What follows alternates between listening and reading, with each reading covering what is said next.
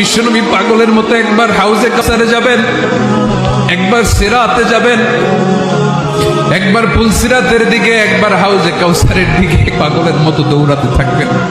তার কোনো গুনাহগার উম্মত যাতে জাহান্নামে ঢুকে না যায়, সেদিন কেউ সুপারিশ করতে পারবে না বিশ্বনবী ছাড়া।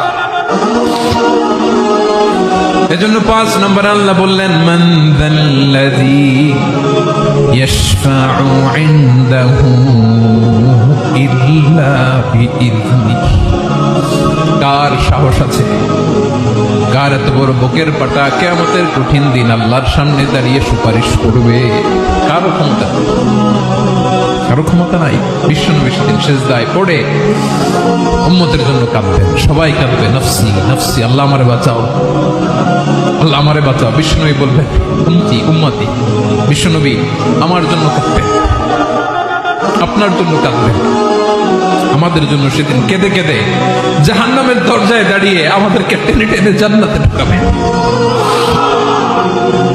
এজন্য এই বিশ্বনবীর ভালোবাসা যেন আমাদের হৃদয়ে ভরপুর থাকে। আমার ভাইয়েরা, প্রতি শুক্রবার বিশ্বনবীর উপরে বেশি বেশি যেন আমরা দুরূদ পড়ি। আমরা যখন বিশ্বনবীর সালাম দেই, দুরূদ পড়ি,